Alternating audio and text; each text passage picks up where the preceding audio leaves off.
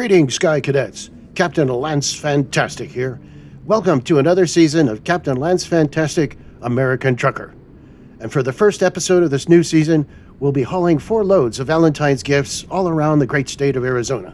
And of course, we'll be listening to old-time radio programs all during the ride. So let's not waste any more time, and let's log on to Sky Patrol Network and get all the details from Brooks. Initiating satellite connection. Interweb radio reception is within tolerances. I am Brooks. I am Sky Patrol's Bio-Robotic Object-Oriented Knowledge System, the most advanced and complete database of film, radio, and television in the world. Good morning, Brooks. What's our schedule for today? We do have a very busy schedule today.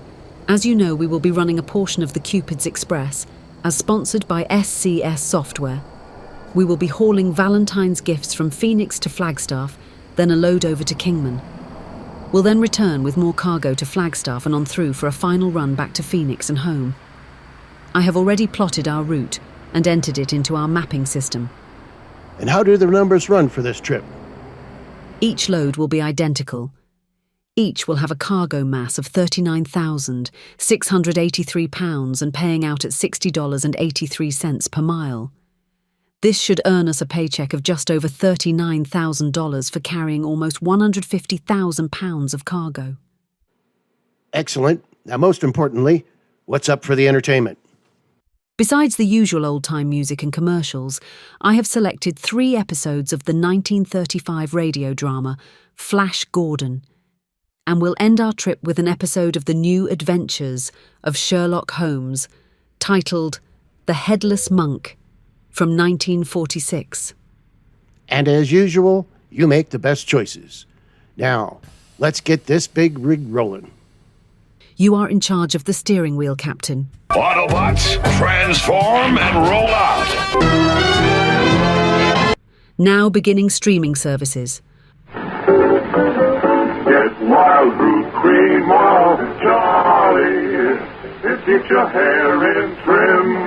You see, it's non-alcoholic, Charlie. It's made with pseudolanolin.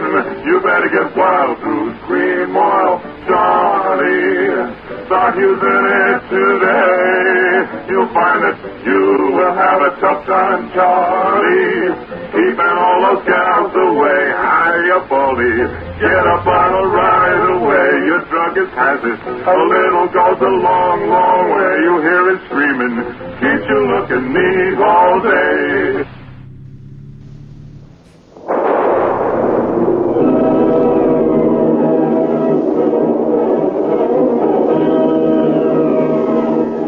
Presenting for the first time in radio the amazing interplanetary adventures of Flash Gordon and Dale Arts.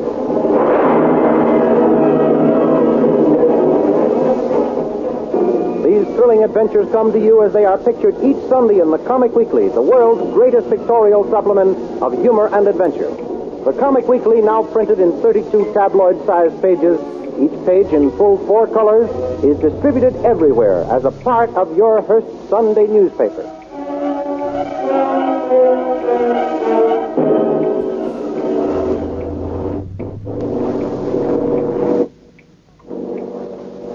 Racing high above the earth, comfortably seated in a giant airliner, Flash Gordon, internationally famous athlete, looks admiringly across the aisle at Dale Arts. Minds of both are intent on the terrible destruction which for many months has been approaching the earth with terrific speed.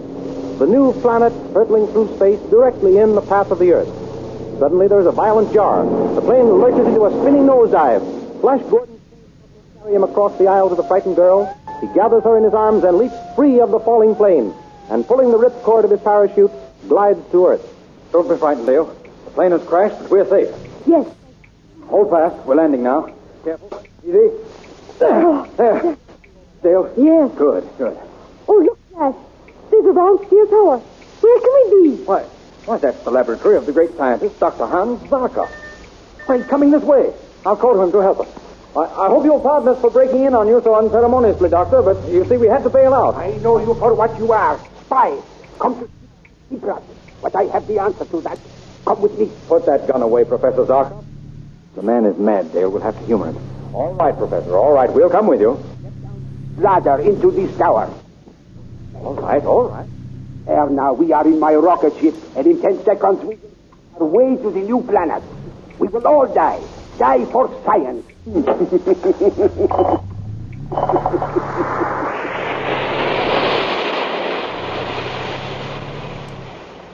Oh, Flash, the doctor is mad. His rocket ship is rushing away from the Earth with the speed of light, right into the path of the new planet. Hold tight, Dale. We'll escape some way. To the new planet. To the new planet. We three will save the Earth. Dr. Zarka, there's still time to swing your rocket out of the new planet. No. What will you gain for science if we're all killed in the crash? I know who you are, Flash Gordon. But your trained strength will not save you. Only my mind, the mind of Zarkon, his scientist, can save you. Can save any human soul upon the Earth. Be careful, Flash. He's reaching for the controls. Stand aside, Dr. Zarka. Feel it, the gravitation pull of the new planet. We crash in 5 seconds. The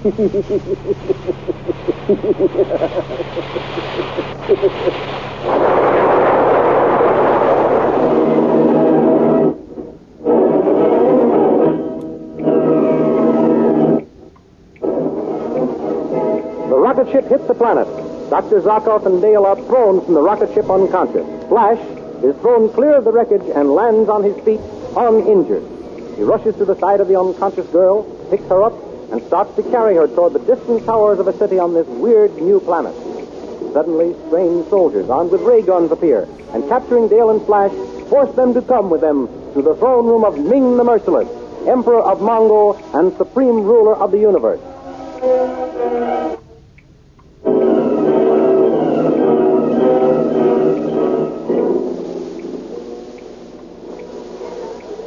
O thou exalted Ming, Majesty of Mongo, Supreme Ruler of all the peoples of the new planet, thy slaves salute thee. Slaves, bring forward the Earth people. Thy slaves obey, O Ming the Merciless. Take your hands off me. I'm no slave. As a free man and an equal. So, Earthman, you are a free man and equal. Throw him to the red monkey man in the arena. With the force with this free man, my equal. There is thy freedom, Earthman. Now you go into the arena to meet the red monkey men of Mongo. No, wait. Don't worry, Dale.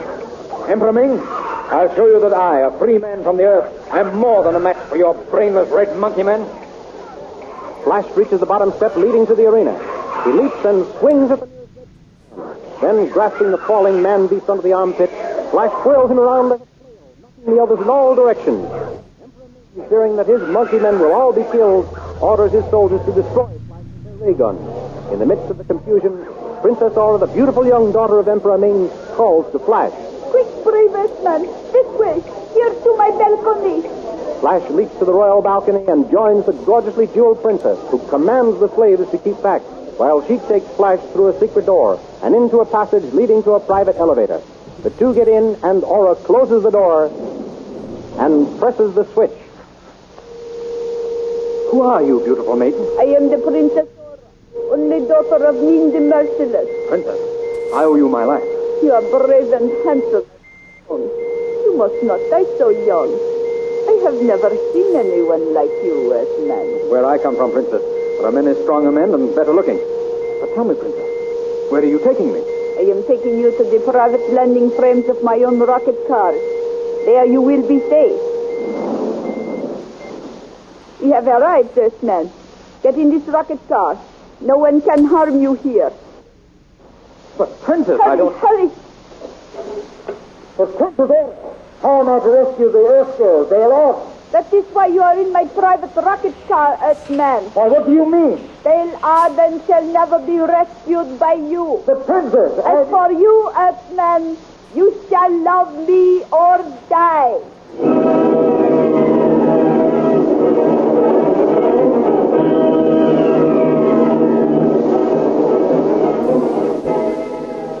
Meanwhile, back in the palace, Emperor Ming is talking with Dale Arden. Your companion, Flash Gordon, has escaped, but not for long. My men will soon capture him. What are you going to do with me, Emperor Ming? Pleasing to me, Earth Woman, you will become my wife. Never! I don't love you. We men of Mongo have no human traits, no love, no mercy, no kindness. Whether you love me or not makes no difference. You shall become my wife as soon as the ceremony can be arranged. Your Majesty, look into the spacergraph. Our city is being bombarded by the space gyros of the Lionmen. The Lionmen! Order the entire space fleet to the attack!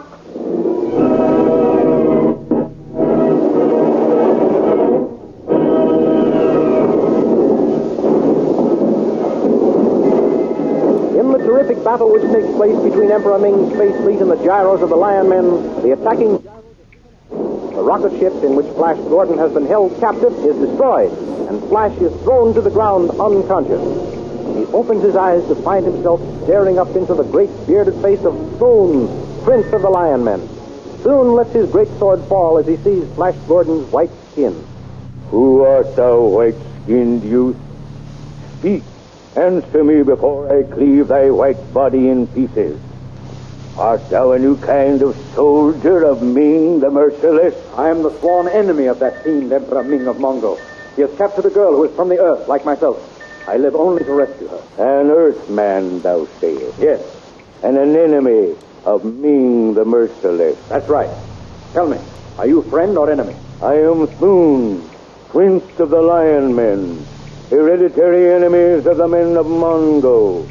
If thou wilt accept me as thy friend, Earthman, I will gladly join thee against Merciless. Here's my hand on it, then, Prince Soon. Good. What is thy name, Earthman? I am called Flash Gordon upon the earth, Your Highness. Call me Soon, friend, and I will call thee Flash. Friend Soon, do you know how we can gain admittance to the palace that we may rescue Dale Arden? Come, I will show thee a secret way into the palace. Good. The Emperor Ming is away pursuing my gyro fleet. We may be able to rescue the Earth Girl or Ming returns.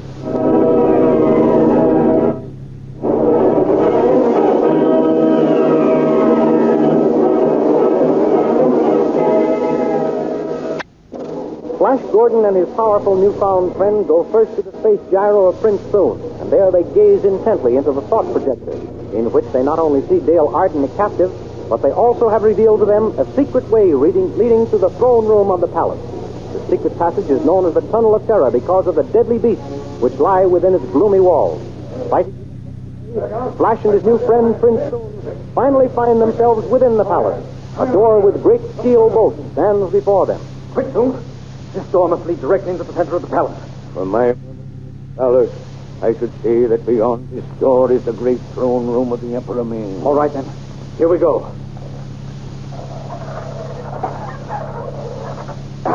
There. You're right, Soon. It is the throne room. Yes. This great statue before us is the god of death, which stands at the top of the altar steps, directly behind the throne of the Emperor. Listen. Soon, what's that? By the great god Tao. It is royal wedding procession.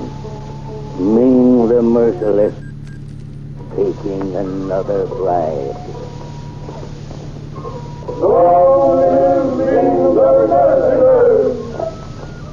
They're coming up the altar steps, Soon. Around the idol. To look around the idol means death. Thou must not. Come back, Flash. Soon, save yourself. I'm going to the rescue of my Earth friend, Dale Arden. She's being forced into a marriage with Ming the Merciless. Prince Soon of the Lionmen does not save himself at the expense of his friend. If thou must die, I will die fighting with thee. Dale! This way, Dale! There! March out! Down! Cover! After us! I'm coming to you, Flash. Please. This way, Dale! Down this passage, Earth Maiden, as fast as thou canst run. Quick, Soon. They're swarming up the altar steps. Help me topple the idol over on them. Now. 1, 2, 3.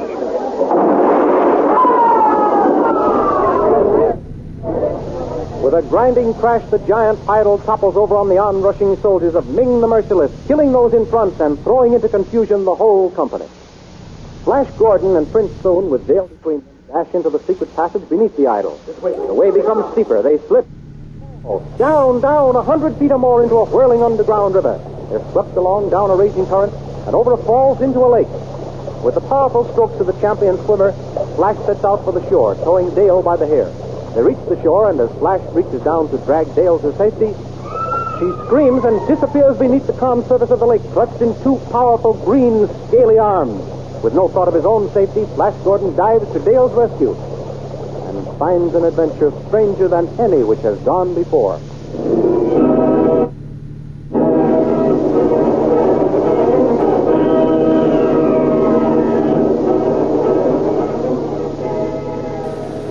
Follow the thrilling adventures of Flash Gordon and Dale Arden each Sunday in your Hearst Sunday newspaper. You will find them graphically portrayed in full-colored pictures in the Comic Weekly. Only in the Comic Weekly can you follow the escapades of the Captain Yammer Kid, those perennial rascals, or thrill to the adventures of King of the Royal Mountain. Only in the Comic Weekly can you enjoy the good, clean fun of Bringing Up Father, Tilly the Toiler, Way Out West, The Little King, or in the language of his hillbilly friends, go clean catawampus over the bodacious goings-on of Barney Google. Your old friend Skippy and all his little pals are waiting for you in the Comic Weekly, along with Pinky, Molly, and Pat in their great adventure stories, Radio Patrol. Then there is Ace Drummond, the Demon Aviator, Johnny Round the World, and many, many others. Be sure you get this big 32-page all-color Comic Weekly supplement with your copy of next Sunday's Hearst newspaper. And don't fail to listen again next week to the continuation of the amazing interplanetary adventures of Flash Gordon and...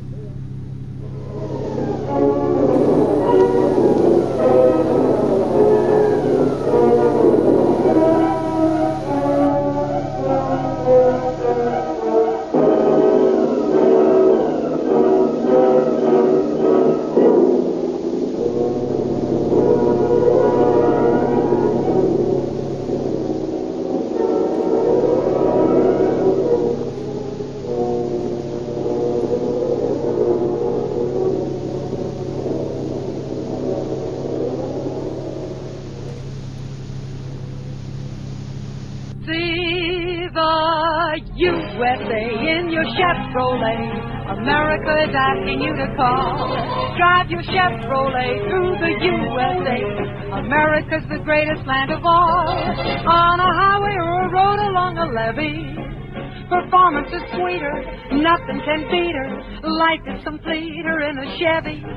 So make a date today to see the USA and see it in your Chevrolet. Traveling east, traveling west, wherever you go, Chevy service is best. Southward or north, near place or far, there's a Chevrolet dealer for your Chevrolet car. So make a date today to see the USA and see it in your Chevrolet.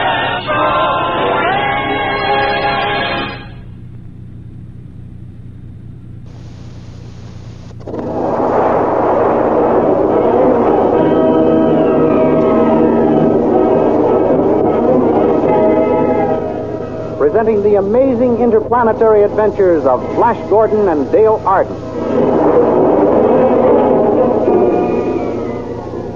These thrilling adventures come to you as they are pictured each Sunday in the Comic Weekly, the world's greatest pictorial supplement of humor and adventure. The Comic Weekly, now printed in 32 tabloid-sized pages, each page in full 4 colors, is distributed everywhere as an integral part of your Hearst Sunday newspaper.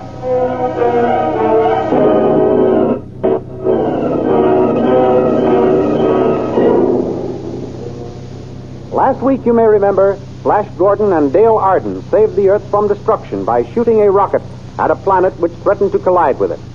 They became marooned on the planet called Mongo.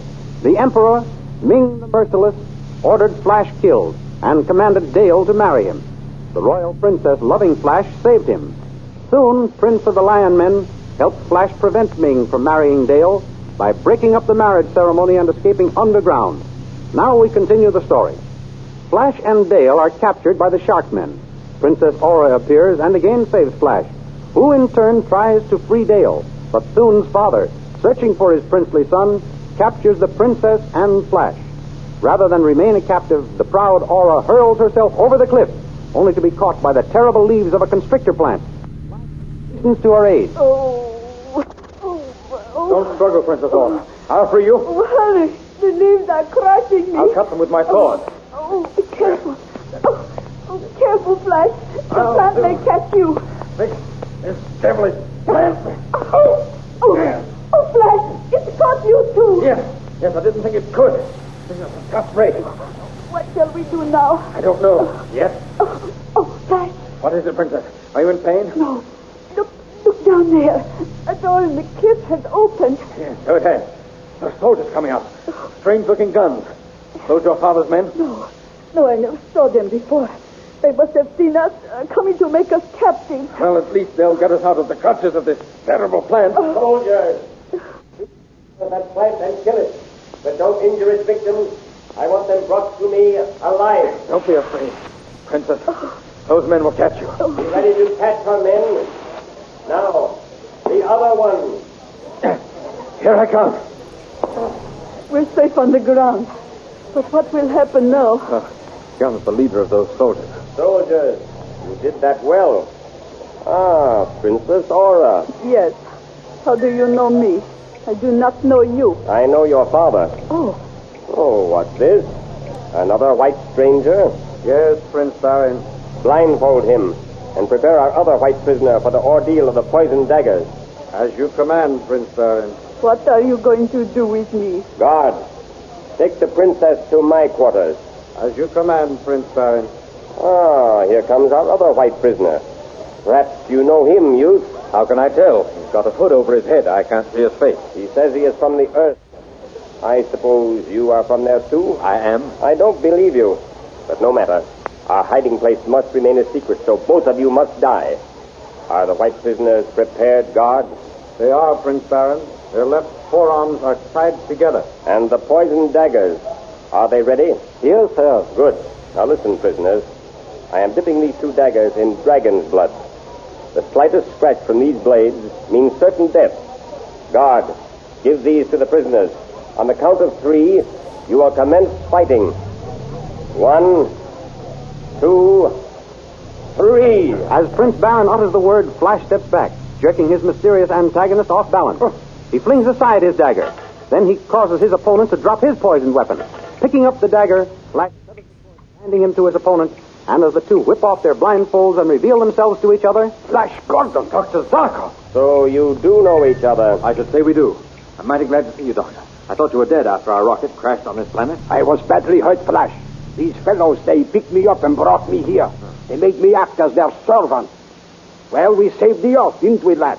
We certainly did, Doctor. Now, Prince Baron, maybe you will believe that we are from the Earth. This man was the most brilliant scientist in the world. He was Stop. My admiration for both of you is boundless.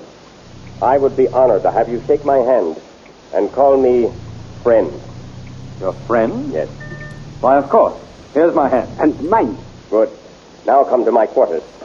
My friends, I have invented an electric mole with which I intend to burrow underground into the palace of Ming the Merciless and overthrow his tyrannical government. Are you with me? Certainly. You bet we are. We've got to rescue Dale and Thune from that fiend. Princess Aura, you heard what I planned to do? Yes. Please take me back to my father's palace with you. You? Why, it's because of you that I am a hunted man with a price on my head. You will remain here as my prisoner. Come, my friends, come. Oh, I will I? Start. What is it? What is your name? Ronkel, my princess. Ronkel. I thought I recognized your face.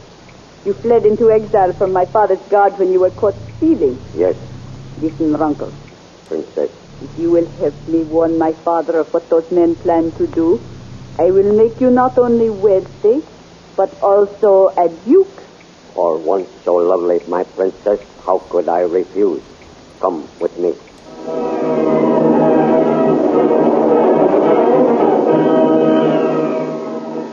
Unaware of what has happened in the hiding place and racing underground toward the palace of Ming the Merciless in their electric mole, Prince Baron, Dr. Zarkov, and Flash Gordon encounter a fierce Grocco, or armor-plated dragon. Flash climbs out of the mole and gives battle, saving his companions. For this, Prince Baron promises that if they succeed in overthrowing Ming, Flash will be made a Prince of Mongo, and anything he desires will be his. Finally, the electric mole breaks through the floor of the central hall of Ming's palace. The door opens and the trio emerge from the metal burrowing machine. Come, my friends. We have arrived. So we have. What is our next move, Prince Baron? This is the central hall of Ming's palace. We'll go up those stairs, Dr. Zarkov, and surprise the inner guard. Prince Baron, look. Ming's armored men. We've been betrayed. Yes. But how could the news have reached here before us? Let us get our ray gun. It's no use, Doctor. The armor of those soldiers is ray-proof. Here comes Ming the Merciless with his high priest. There. Thank heavens he's all right. Welcome back to my palace, Flash Gordon, and welcome to your companions. Soldiers, lash them to that pillar over there and execute them. Oh, Flash, darling, I love you so much. Dale, my dear, we did our best to save you, but we've been betrayed. I guess they have us now. Let them shoot. They'll kill me, too, and we'll be together forever. Very well, Dale Arden. You can have him in death. Captain, proceed with the execution. Shoot, you yellow dogs. We aren't afraid to die. Ready? Aim. Stop. Hold your fire. Bogey, what does this mean? If you were not the high priestess, I would have your tongue torn out for your insolence. I ask you, remember, sire, that according to the sacred writ of Tao, even a traitor has the right to choose between the firing squad and the terrible test. True, Sugi. And on second thought, the test would furnish us with greater amusement. Yes, sire. We must abide by the sacred writ.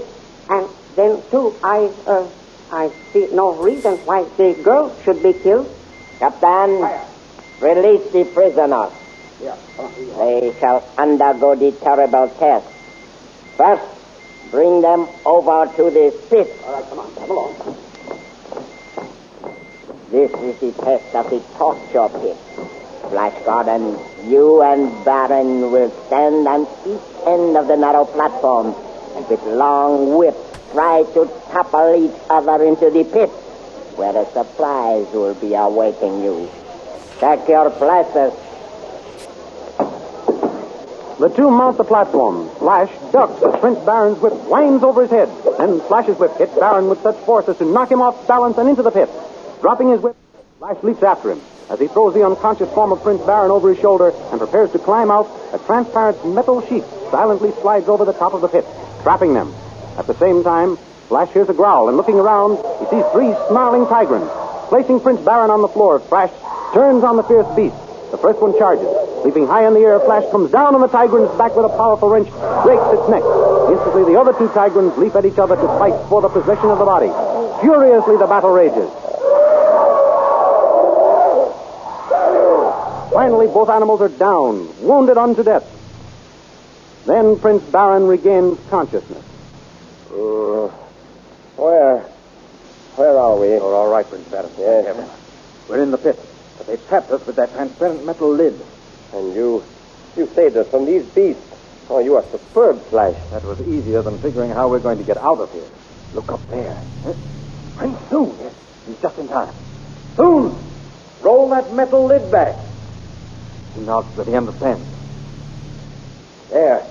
He's done it. We're free. Come along.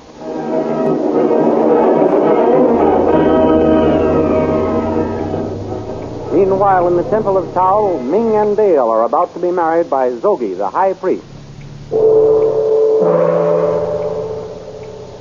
By now, Dale Arden, my saber-toothed tigrants have torn your hero to pieces. Oh, poor Flash. He died trying to save me. Nothing matters now. Here comes Zogi to perform the ceremony.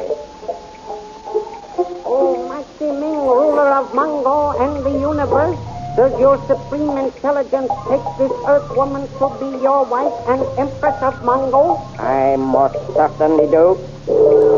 And you, Dale Arden, do you take this just and brilliant man to be your lord and master? I don't care what happens now. As you have accepted each other in matrimony before the great God, Tao, I pronounce you... Stop. The idol speaks. I, Tao, forbid this marriage. It is a trick. Fools! A stone idol cannot talk. Loki, swing back the statue. At once, sire. Flash Gordon. Flash, darling. They told me you were dead. The Earthman and 2 companions alive. Go, guard. Shoot them down. The marriage must go on. Wait! Sire, the sacred writ say you cannot execute a man who has passed the test of the Tigrans. Guard, drop your weapons or Tao will curse you all. What? You dare defy me? I only quote the sacred writ. As High Priest, it is my duty to interpret and enforce its dictates. Guard, give me your sword. Loki, I will stop your jabbering mouth forever. Oh, how awful. He's killed the High Priest. Carry the body away, guard. Flash, my darling. I thought I'd lost you. Never as long as I have strength in these 2 arms and a breath of light in my body. So Tao forbids me to slay you, eh? Well, Tao and I will both laugh while you rabble slave in the prison city of the Hawkmen. Death would be more desirable. As for you, Dale Arden, you shall be taught to act like my empress.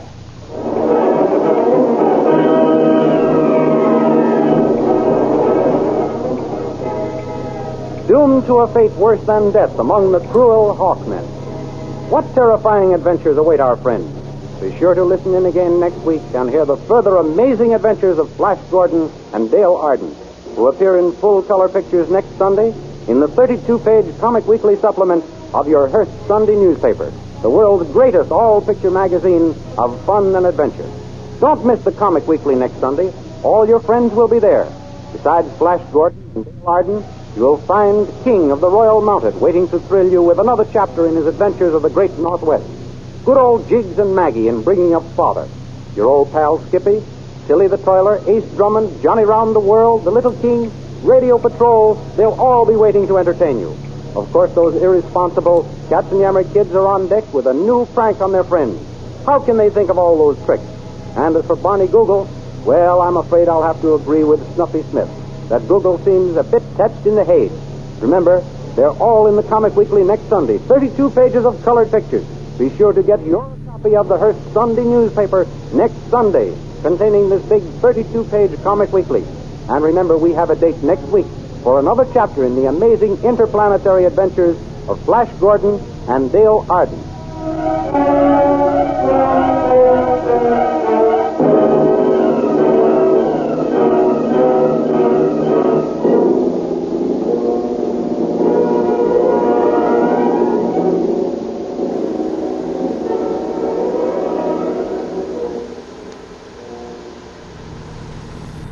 Those who save top value stamps, the best gifts in life are free. Gifts to grace your living room, each backed by a guarantee. Free for top value stamps, an elegant polished brass chafing dish. Or, if something spills, a Bissell carpet sweeper, perfect for touch-up. To brighten your living room, select the beautiful Bradley table lamp fashioned in walnut and brass. To enjoy your favorite TV shows in any room, choose an RCA portable television set. Like everything else, free for top value stamps. So save top value stamps. The best gifts in life are free.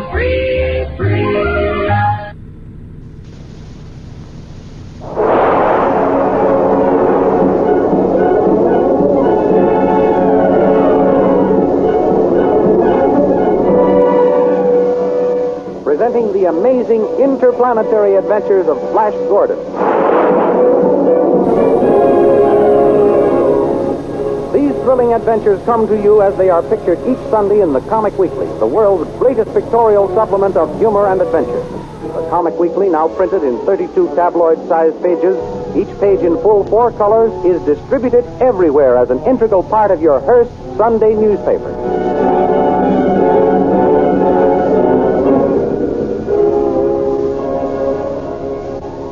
For the benefit of those who may not see the earlier episode, here is the story to date. Flash Gordon, internationally famous American athlete, his beautiful American sweetheart, Dale Arden, and Dr. Zarkov, a great scientist, left the Earth on a rocket ship. They crashed on the planet Mongo and were captured by Ming the Merciless, the cruel emperor of Mongo, who commanded Dale Arden to marry him and ordered that Flash be killed. But Flash escaped through the help of Emperor Ming's beautiful daughter Aura, who fell deeply in love with him and proposed marriage. This Flash refused, saying he loved Dale Arden. Flash then met Thune, the powerful, huge, bearded prince of the Lionmen, and Prince Baron, a former member of Emperor Ming's court. Joined by Dr. Zarkov, these 4 friends plotted to overthrow the government of Emperor Ming and rescue Dale Arden. They were almost successful, but at the last moment, with victory practically within their grasp, were recaptured by Emperor Ming's soldiers, and the 4 friends, together with Dale Arden, were condemned to a fate far worse than death. Securely bound, they were placed on a gyro ship and sent as slaves to the prison city of Hawkmen. Now we continue the story. The prison ship carrying our friends roars through the stratosphere on the way to the prison city of the Hawkmen. In the cell room, Flash and Prince Thune work feverishly on each other's bonds. Can you get the knot untied, Prince Thune? It is almost loosened, Flash. Just another twist. There. Thou art free. Thanks. Now I'll set you free. If we work fast, we may be able to release Zarkov and Baron and get control of the ship. Good.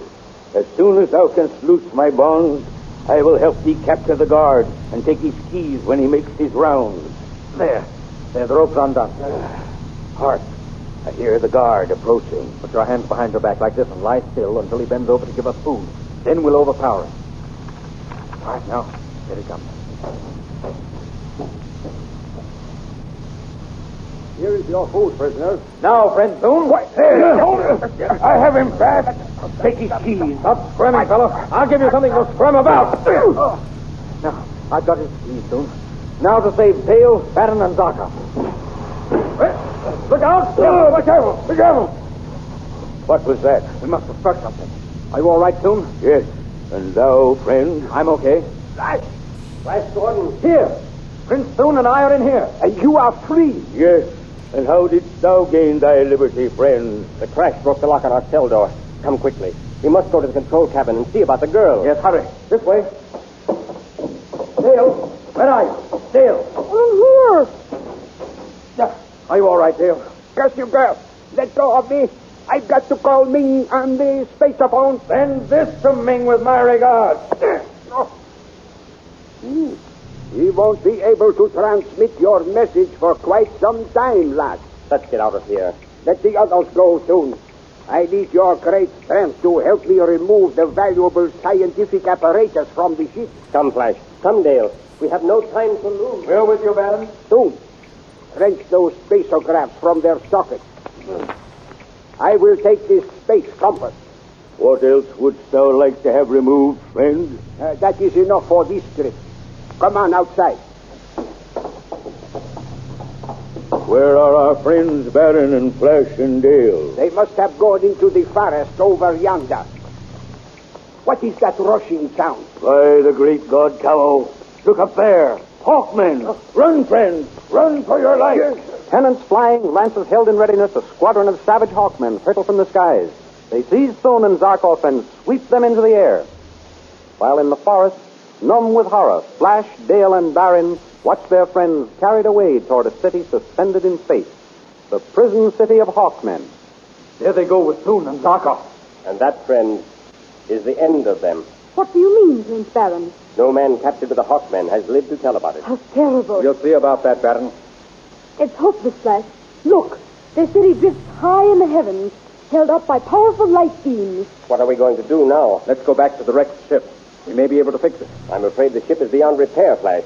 But perhaps it won't do any harm to see. Flash, I see a rescue sound. Why, it's a rocket ship bearing down on us. It's going to land. Made a perfect landing. I wonder who the pilot is. A girl is getting out. She's holding a ray pistol. Why, it's Princess Order. Well, Princess, this is a surprise. I followed you to give you your last chance, Flash Gordon. What do you mean, Princess? Keep out of this, Laden. He knows what I mean. I suppose you still want to marry you. Yes. Marry me and the empire is yours. And your friends go free. And if I refuse? The Hawkmen, with my aid, will kill all of you. You shall never marry this Earth girl, Dale Arden. My dear Princess, if I must make a choice, I choose Dale and death. That, darling. Good for you, Flash. You have signed our death warrant. But I don't care as long as we are together. I'm glad, Dale. That's just how I feel, too. Very well. You have made your choice. I go to the Hawkmen.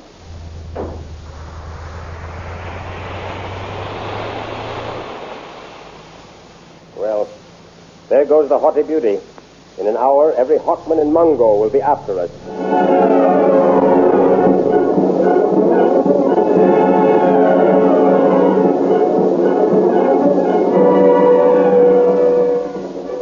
Prince Baron's prophecy comes true.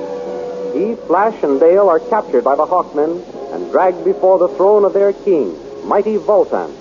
There the prisoners find Aura leaning on the arm of the great throne, while King Vultan explains to her, The laws of Mongo allow you to judge the fate of one of these prisoners, Princess. The others belong to me. I will take the yellow-haired youth. Make him pay for scorning me. Incidentally, by torturing him, I can also torture the Earth girl. So be it. Take the man to the torture chamber. No, I beg you. Kill me, but spare Flash. But let the girl stay with me. So, you're in love with this youth, eh? In love with him? Why, just because I begged for Flash's life doesn't mean I love him. No. He is but a youth. You, impressive Majesty, you are a man. My pretty bird, you have discernment.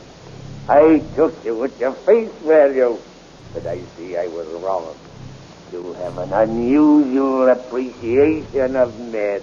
Thank you, impressive Majesty. I can also appreciate compliments.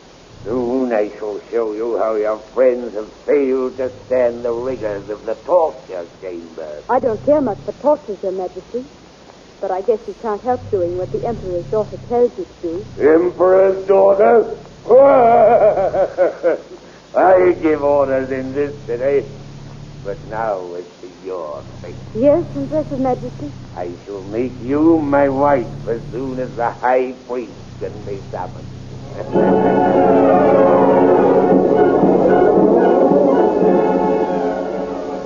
In the meantime, down in the torture chambers, Flash and his friends have been put to work stoking the great atom furnaces of the Hawkmen. Driven nearly mad by the terrible heat and the anxiety of wondering what is happening to Dale, Flash is all for rebelling. He throws a shovelful of flaming radium at a guard. The captain of the guard reaches for the switch, which will electrocute Flash by passing the current through a wire fastened to his leg iron. But Dr. Zarkov rushes up and pleads, Do not kill him, Captain. He is but an impetuous youth. We will make him work. Then see that he does. If he starts any more trouble, he shall die. Thank you, Captain. Get back to work, the rest of you slaves. Thanks, Dr. Zarkov, but I'd just as soon die. Dale's lost him. Patience, Flash. Zarkov and I have a plan. Come over here, behind this lead wall. What are you going to do, Baron? I shall keep watch for the guards. Get to work, Zarkov. Quickly, here, lad. Break these wires off your manacles and wrap them around your shovel. All right. There. Now what are you going to do? You heard what the captain said. If you start any more trouble, he will electrocute you. When I give you a signal, jump up and throw your shovel into that radium bin over there. And get myself killed for it? I promise you, you will not die. Do as I tell you. All right. Now? Is the coast clear, Barry? No one is looking this way. Now, Flash. Come on, men. Follow me. Better death than slavery. Mutiny. Then die like a rat. Here goes the switch.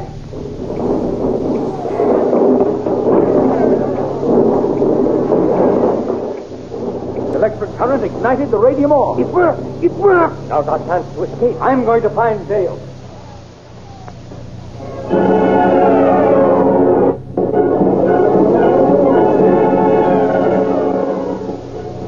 Back in the sumptuous quarters of Voltan, king of the Hawkmen, he and Dale are awaiting the arrival of the high priest to perform the marriage ceremony. Well, my pretty little bird, soon you'll be the bride of Voltan the Mighty. But suppose you give me a little kiss while we're waiting for the high priest, eh? Come here. Oh, no. Don't touch me. What? You repulse me, Earth girl? Come here. Keep away from me, you fat fool.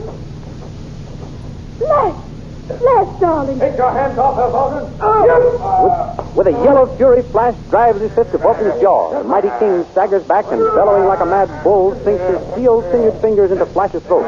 His left hand reaches for his dagger. Flash, look out for his dagger. A smashing left and a crushing right-hand uppercut that would have killed an ordinary man knocks Voltan into unconsciousness. That settles that out.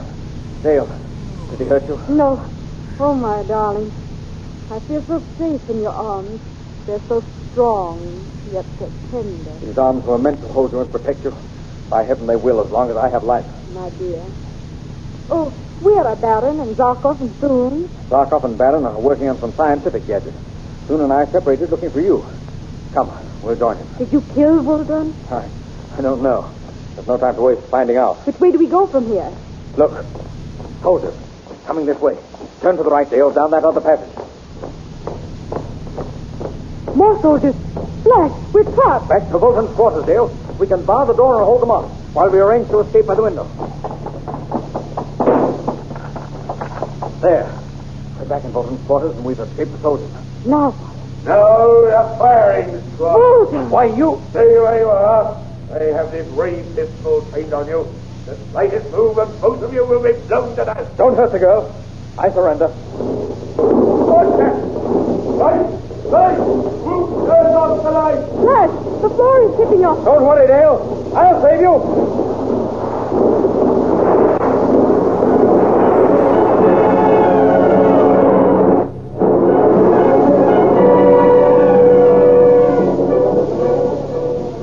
What is happening to the city of Hawkmen, perched so perilously 5,000 feet above the ground on the planet Mongo?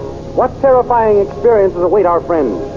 Be sure to listen in again next week for the continuation of the amazing interplanetary adventures of Flash Gordon. The same all-star American athlete who will appear in full-color pictures next Sunday on the big 32-page Comic Weekly supplement of your Hearst Sunday newspaper. What a treat is in store for you in next Sunday's Comic Weekly. For besides Flash Gordon, you'll find the greatest array of funny people ever assembled in any magazine, waiting to entertain you. Just think of it. Bringing Up Father, The Little King, Barney Google, Polly and her pals, Toots and Casper, Pete the Tramp, good old Skippy, and your friends the Katzenjammer Kids, and last but by no means least, that mischievous, lovable little fellow, Mickey Mouse. Yes, they'll all be there, besides Ace Drummond, Radio Patrol, Jungle Jim, Red Barry, and all your other favorites. Be sure to get this big 32-page Comic Weekly with your Hearst newspaper next Sunday. And now, goodbye until next week at this time, when we'll be back with another amazing interplanetary adventure of Flash Gordon.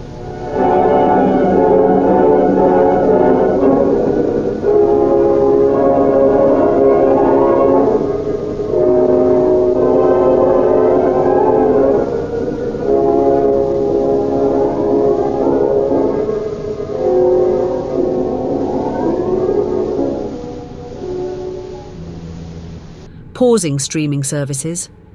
You appear to be tired, Captain Lance. I suggest you pull over and find a place to rest soon. Yeah, it's definitely time for a rest, and I believe the next exit will have a rest stop for us. Please use caution. Yes, ma'am. Yes, the purchase of war bonds has become the most important objective in the life of Jeb Creaker and millions of other Americans who are now investing at least 10% or more of their total incomes in war bonds and stamps. 10% or more of your income invested in war bonds and stamps is your personal quota. Put your fighting dollars out there on the battlefront beside our fighting men. Join a payroll savings plan where you work and pledge yourself to top that 10% today. This is Larry Elliott speaking. This is your country. Say, Brooks, while I'm resting, why don't you tell our awesome audience about the equipment we're using for American Truck Simulator? Will do, Captain. Well, everyone, we're currently running American Truck Simulator on a 4060 personal gaming computer from Alienware and using a Marauder, foldable racing/flight steering wheel stand, a Thrustmaster T128 force feedback racing wheel mounted with a Thrustmaster SimTask steering kit, an HT/HTE button box from SimPanel, and finally, so we don't have to deal with the mouse for looking around, my favourite new accessory, a Tobii Eye Tracker 5. And now, with that out of the way, initiating rest stop procedures, putting main systems on standby mode, activating wake-up alarm. Good night to all.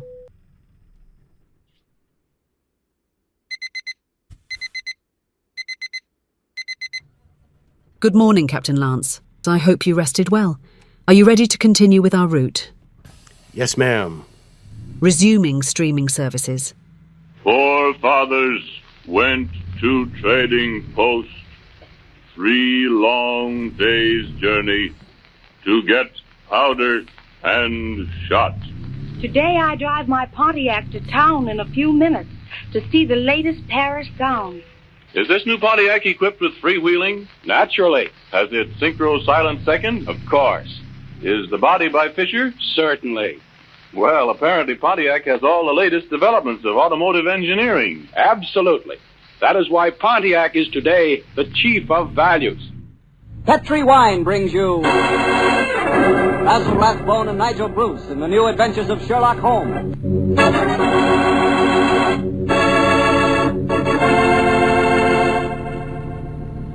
The Petri family, the family that took time to bring you good wine, invites you to listen to Dr. Watson tell us another exciting adventure he shared with his old friend, that master detective, Sherlock Holmes. And as for me, well, I'd like to tell you the easiest way I know to get the reputation of being the perfect host.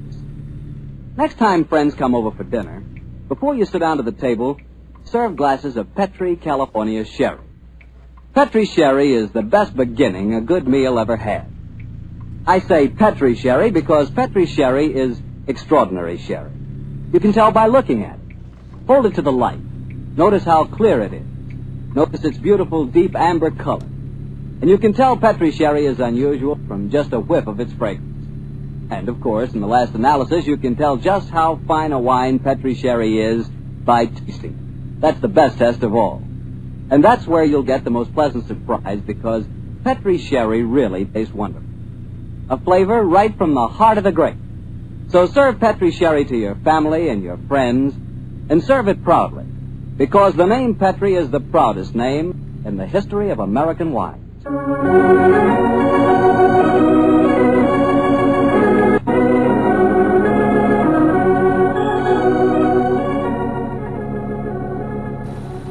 And now I'm sure our good friend Dr. Watson's expecting us. Let's not keep him waiting.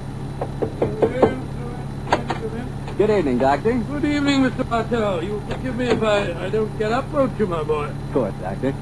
What's the matter, a touch of rheumatism? No, I played 18 holes of golf today. I hope that when I'm your age, Doctor, I can be half as frightened. Oh, nice of you, but if you don't mind, we won't discuss the question of my age. So draw up your chair, make yourself comfortable. I'll get on with tonight's new Sherlock Holmes adventure. Well, from the hints you gave us last week, it sounded like quite a spooky story. It was, Martello, it certainly was. Towards the end of November in the year 1895, a dense yellow fog had settled down over London. For 4 or 5 days, it was impossible from our rooms in Baker Street to see the outline of houses opposite. A real London pea souper, huh, Doctor? Yes, my boy, and it became most depressing. The first day, Holmes had spent in cross-indexing his huge book of criminal references. The second and third had been patiently occupied with a subject which he had recently made his hobby, the music of the Middle Ages. But when on the fourth day, pushing back our chairs after breakfast, we saw the greasy, heavy brown swirl still drifting past us and condensing in oily drops upon the window panes, Sherlock Holmes' impatient and active nature could endure this drab existence no longer. He paced restlessly about our sitting room, chafing against the inaction. After several minutes of these perambulations, he turn to me. Anything of interest in the paper, Watson? A revolution, a possible war, and an impending change in the government. Nothing to interest you, though. No crimes of any importance. The London criminal is certainly a dull and unenterprising fellow these days. Look out of the window, Watson. See how the figures loom up, are dimly seen and then blend once more into the foggy depths. What a day for a thief or a murderer. It roam London as the tiger does the jungle, unseen until he pounces, and then evident only to his victim. That's a cheerful thought, I must say. Hello. I wonder who that is. Probably a visitor for Mrs. Hudson, or perhaps the local plumber has finally condescended to pay some attention to the faulty gas jet in our hallway. I don't think you're right on either count. I can hear Mrs. Hudson's footsteps on the stairs. Come in. Come in. Yes, Mrs. Hudson, what is it? Oh, excuse me, Mr. Holmes, but there's a gentleman to see you. Says it's most important, and he asked me to give you this card. Oh, thank you. Oh, Mortimer Harley, eh? Show him up, please, Mrs. Hudson. Very good. Mortimer Harley, and who's he? I've not had the pleasure of meeting him personally, but I'm quite familiar with his scientific reputation. Scientific? In what does he specialize? Oh, I suppose one might refer to him as one of the greatest authorities on all matters connected with the occult. You mean the fellow dabbles in supernatural stuff and all that sort of thing? I mean, my dear Watson, that Mortimer Harley is an extremely intelligent man with a thoroughly comprehensive and scholarly knowledge of his field and an intense belief in the existence of the supernatural force. Here he is to speak for himself. Oh, come in, Harley. Thank you, Mrs. Hudson. You're Mr. Sherlock Holmes? Yes, sir. This is my colleague, Dr. Watson. How do you do, Mr. Harley? How do you do, Doctor? Won't you sit down, sir? Thank you. Well, you fellas probably wondering who I am and what's brought me here. Well, we're not wondering who you are, Mr. Harley. My friend Holmes was just telling me of your scientific eminence. I'm flattered that you know of me, Holmes. Just the same, you're wondering why I'm here. Naturally, sir. Well, since you know I'm a student of the occult, I'll get right down to my problem. Mr. Holmes, have you ever heard of the Headless Monk of Trevennis Chapel? Oh, yes, indeed, Mr. Harley.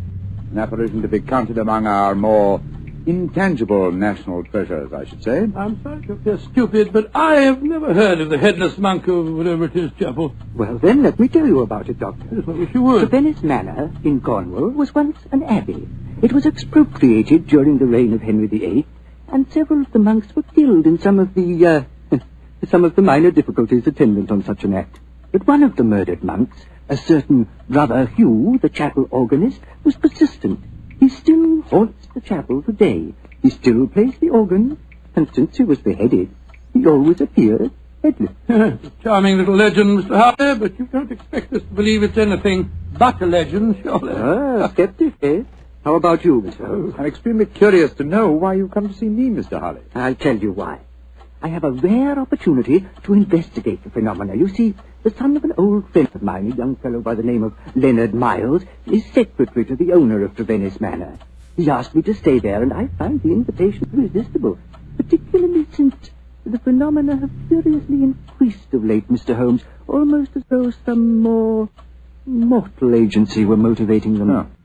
Now I see why you've come to me, Mr. Harley. I knew you would, Holmes. You see, I'm like my good friend and fellow investigator, Carnacki. I believe in being prepared to meet phenomena on either the natural or the supernatural plane. If the phenomena are real, they fall legitimately in my field. Whereas if, as I'm sure you suspect, they are being contrived by human forces, then you think that's more in my department, eh, Harley? Exactly. Well, what do you say, Holmes? That a trip to Cornwall would be a nice few days. We'd probably escape the fog down there. Oh, the place is with the weather, Watson. What? I'm much more concerned with the fog that surrounds the appearances of the Headless Monk of Trevennis Chapel. And Mr. Harley, I accept your invitation with pleasure. There's still time to catch the Cornish Express. We can be at Trevennis Manor before the moon's up.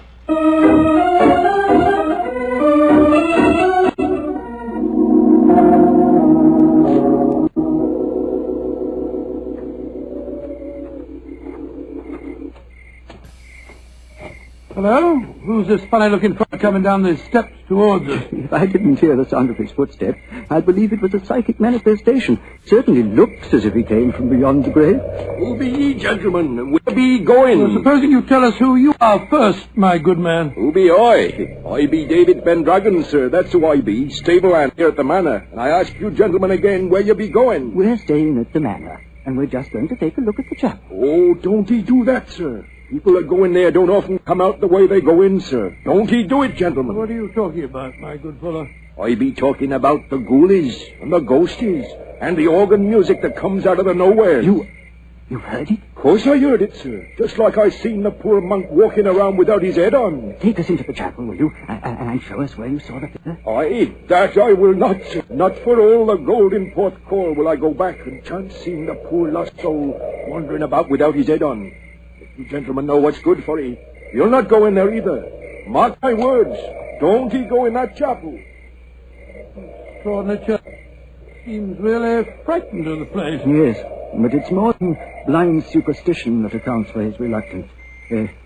Let's go in, shall we? Well, I suppose it's all right.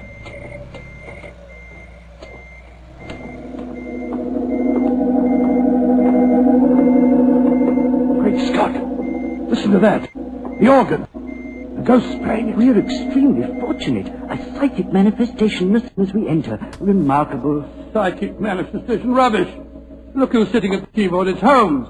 Holmes! What's the matter, Watson? What's the matter? You frightened us to death, didn't you, Holly? Oh, speaking for myself, Doctor, it disappointed me.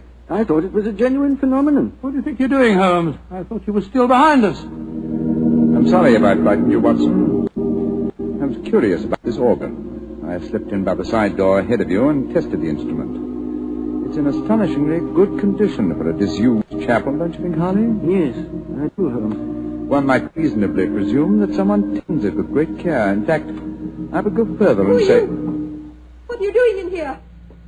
We are guests at the manor house, and we decided to pay a visit to the chapel before we paid our respects to our host. Oh, my father is your host. I'm Dorothy Brownlee. How do you do, Dorothy? My name is Holmes, and these gentlemen are Dr. Watson and Mr. Harley. How do you do, Dr. Watson? Mr. Harley. I heard the organ music, and I was terribly frightened. You've heard of the legend, I suppose. You mean about the headless monk and the ghostly organ and music, Miss Brownlee? Yes, Doctor. And it's more than a legend, I assure you. That's why I rushed over here as soon as I heard it. It must have frightened all the servants within hearing distance. Why were you playing the organ? I'm curious to see whether it's in good repair. Obviously it is, Mr. Holmes. Well, my father and his secretary, Mr. Miles, are expecting you, I know. Let's walk over to the house, shall we? I'm sure you've seen enough of the chapel for tonight.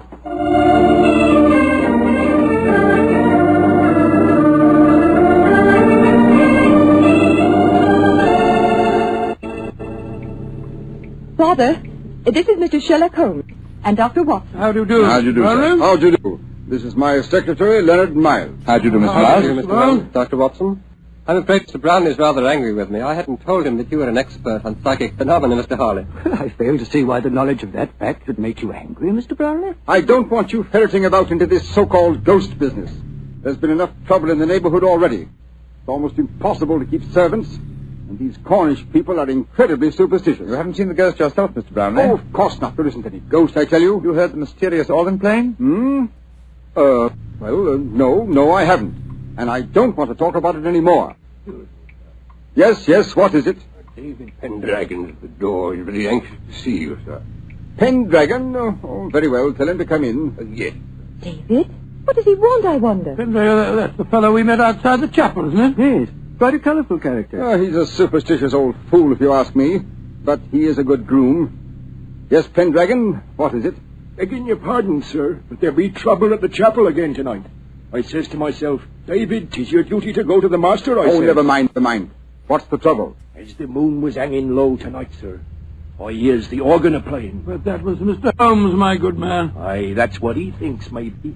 But what I says to myself is, what made him play the organ? Then this very night, I saw the Headless monk. With my own eyes, I saw that poor soul with his head off, wandering in the moonlight. I saw that, sir, with my own eyes, I did. Oh, get out of here, you blithering old fool. And I'm warning you, if I hear any more nonsense about this ghost, you'll lose your job, you understand? Now, come along, be off with you. Aye, sir, begging your pardon, sir. Come on, I'll give you chaps a drink. Mr. Brownlee seems absolutely rabid on the subject of the ghost, eh? Yes. Suspiciously so. What about he's trying to hide? Whatever it is, I don't think you'll be successful. In your profession, Holmes, you know that murder will out. It's true in my profession also. Try to suppress them as you may, gentlemen. Ghosts will out.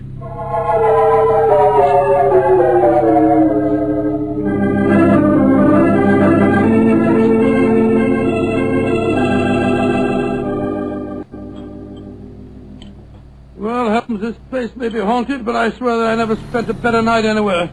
Good morning, Mr. Holly. Good morning. Good morning, sir. Good morning. I'm glad to see I'm not the only late riser. Oh, were you up late, too, sir? Yes, I was, Doctor.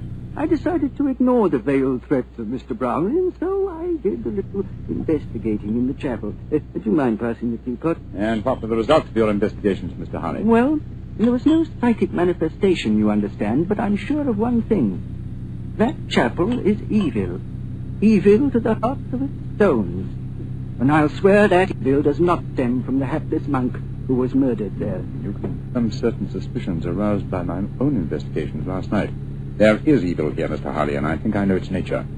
Unless I mistake every sign and reaction, someone has been initiating the local peasantry to the evils of the Black Mass. Mass? Good Lord, what a shocking thought. My own sensations last night confirm your theory, Holmes. There is a coven here, I swear it, hiding its own obscene practices under cover of the haunting. Well, that sounds quite feasible. After all, the people are so superstitious that they'd keep as far away as possible from the chapel when they heard the organ playing. This problem falls into both our fields, Harley. The practice of black magic is a criminal offense. Perhaps it's just as well the old laws against witchcraft are still in force. I imagine, Mr. Harley, that you have your own methods of combating such forces as we're up against. Oh, yes, Holmes. Oh, mine are not connected with the legal aspect of the case. May I ask what you plan to do, sir? Well, I have several rather elaborate preparations to make, Doctor. It'll take me most of the day, I'm afraid. However, I shall explain them to you all after dinner tonight.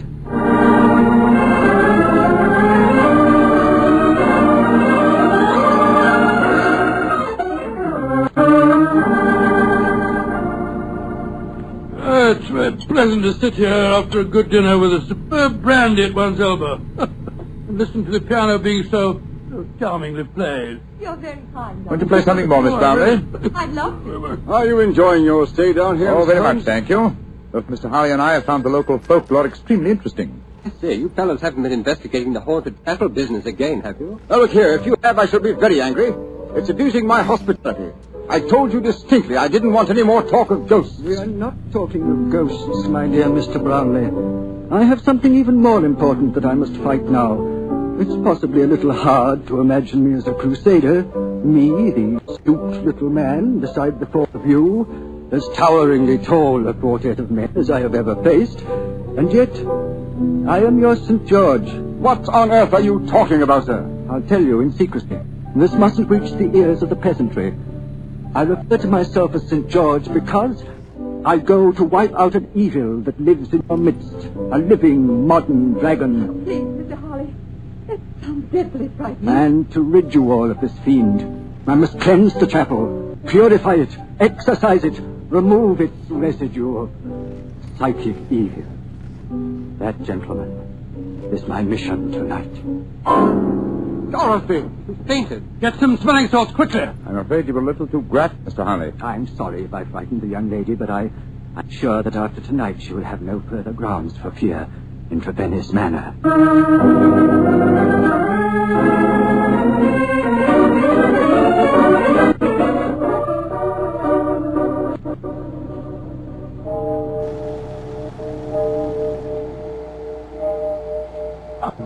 Yes, old chap? Did you hear anything? Nothing but the owls and the clock striking midnight. I'm getting awfully jumpy. What do you suppose Harley's up to? I can imagine his procedure. Midnight, the crucial hour, I suppose, in his endeavors. I wish him luck. My own plans are not nearly as clear, unfortunately. Sense a guiding force here, but I lack the clues. There is something, Holmes. Listen. Great heavens! It's the organ in the chapel. And Holly's in there alone. Not alone. Listen to your feeling forth its madness. Come on, Watson. Something has gone horribly wrong.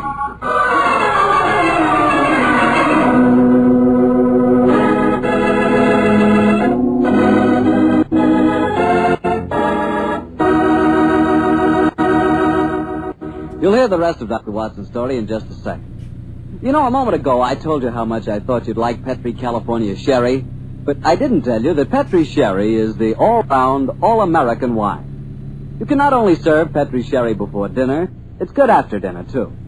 And, of course, later in the evening when you're listening to the radio with some friends, a glass of Petri Sherry is just the thing. And say, Petri makes two kinds of sherry, the regular and Petri Pale Dry. To make sure you get the one that you like best, do what I do. Don't buy one, buy two. But remember, always buy Petri. Dr. Watson, that was a heck of a place to break off your story. Then let us continue it as speedily as possible, my boy. As soon as we heard that devilish organ music, Holmes and I rushed out of the house and raced in the moonlight down the path leading to the ruined chapel. By the time we reached the entrance, the organ music had ceased, and the tall, gangling figure of David Pendragon was standing in our path. You gentlemen be wanting at this Never time of mind night. that. What are you doing here? I be here because the gentleman gave me 5 shillings to stand outside here and see that no one disturbed him. That's why I be here. And nobody did come or go. He still be there, he be. But when you heard that organ music, why the devil didn't you go in? Organ music? I heard no organ music, Come on, sir. Watson.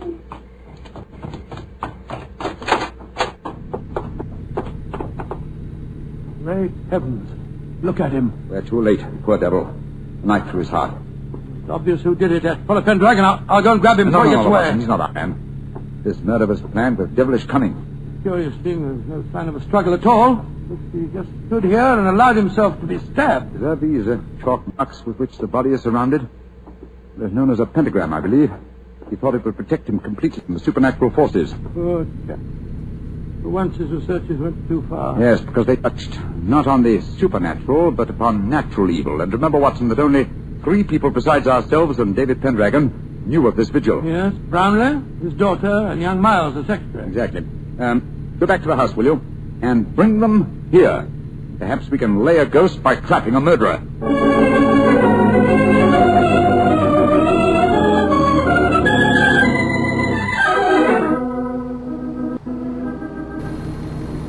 And that's all I know, Mr. Holmes. Well, you've not established much so far, Holmes.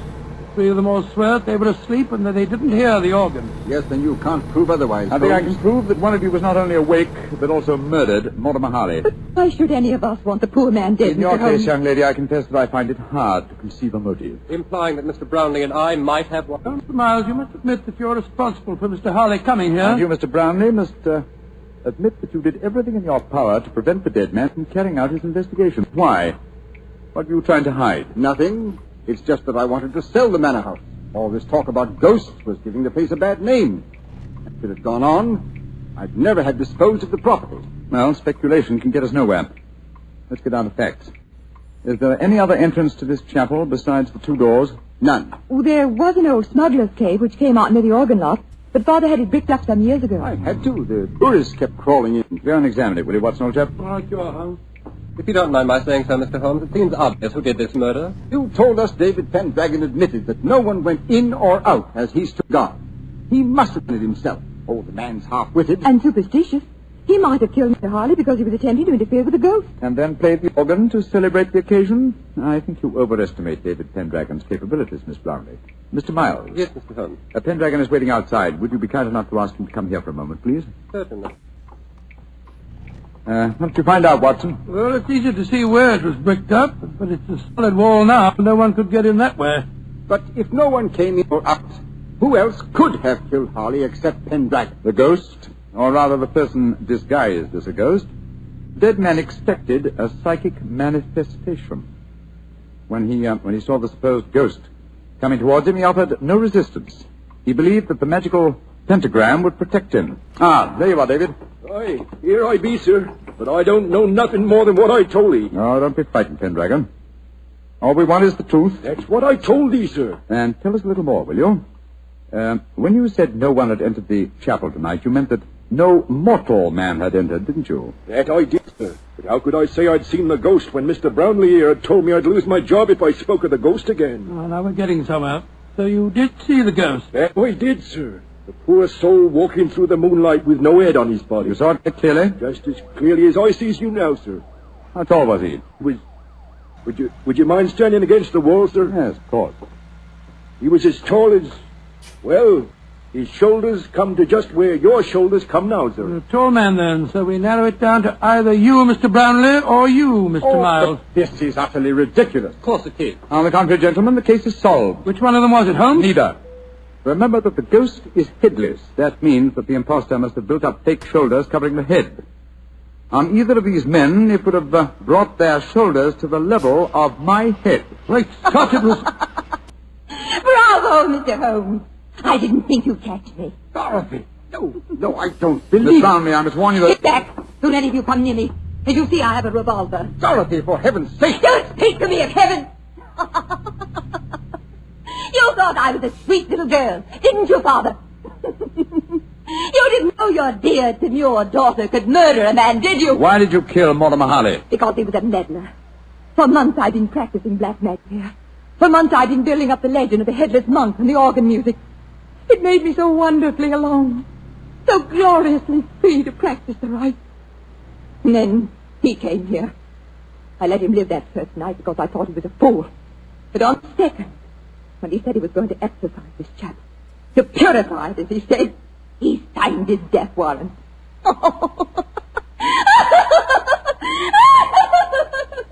If you could have seen his face, if you could only have seen his stupid, toddled face, as I plunged the knife into him. Dorothy! He bled so beautifully. Holmes, she's mad as a hatter. What are we going to do? Brownlee, give me that revolver. And let you take me to prison or an asylum? No, you'll never catch me. She's backing up the stairs leading to the organ loft. Dorothy, come back! Don't try and follow me. Look out! The railing's behind you. And turn my head. Oh, no, Mr. Holmes,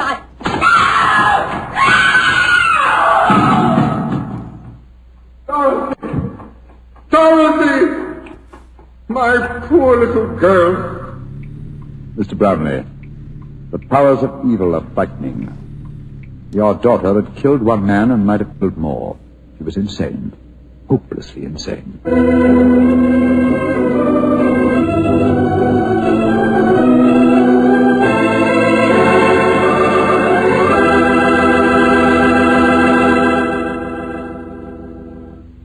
Well, Doctor, that was quite an exciting story.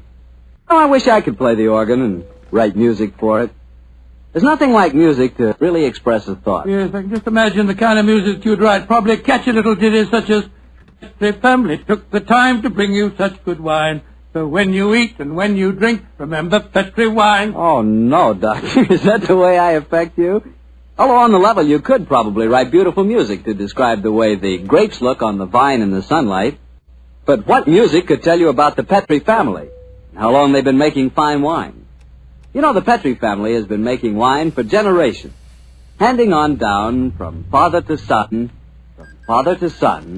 the knowledge necessary to transform luscious, sun-ripened California grapes into delicious, fragrant wine. And when you see that name Petri on a bottle of wine, remember, you're not looking at a mere trademark. That name Petri is the personal assurance of the Petri family that every drop of wine in that bottle meets their unusually high standard. Petri wine is always good wine. It's got to be, because Petri took time to bring you good wine. Well, Dr. Watson, what new Sherlock Holmes adventure do you have lined up for us next week? Well, now let me think. Next week, Mr. Bartell, I'm going to tell you a story that started quite enough. As Holmes and I sat at a London dinner party, and yet, before the evening was over, we found ourselves involved in one of the most shocking scandals that ever rocked London society.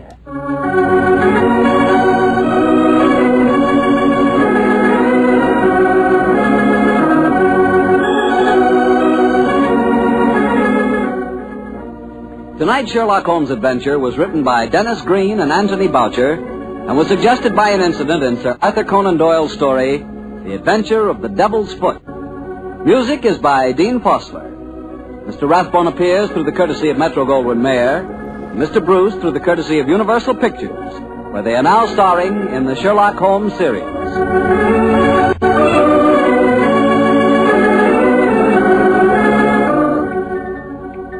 The Petri Wine Company of San Francisco, California, invites you to tune in again next week, same time, same station. Sherlock Holmes comes to you from our Hollywood studios.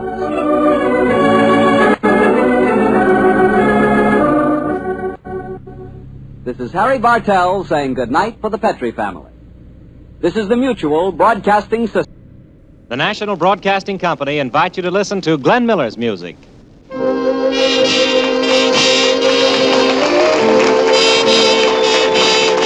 It's sound dancing, ladies and gentlemen, with the foremost exponent of the swing trombone, Glen Miller and his orchestra, playing on the shore of Long Island Sound. in the picturesque Glen Island Casino, just off the Shore Road at New Rochelle, New York. Ending streaming services. Welcome home, Captain Lance, and congratulations on another successful run. Thank you, Brooks. I'm just glad we're home, and I'm thinking that we should take some of that paycheck and get some maintenance and upgrades done on the Steam Dragon. I'm really tired of being limited to 65 miles an hour when the limit is 75 and higher. Brooks, please look in to see what we need to have done to make that happen. As you wish, Captain Lance. Thanks again, Brooks. And thanks to everyone who's made it to this point in the video. We'll see you next time, and here's wishing you clear skies, Sky Cadets.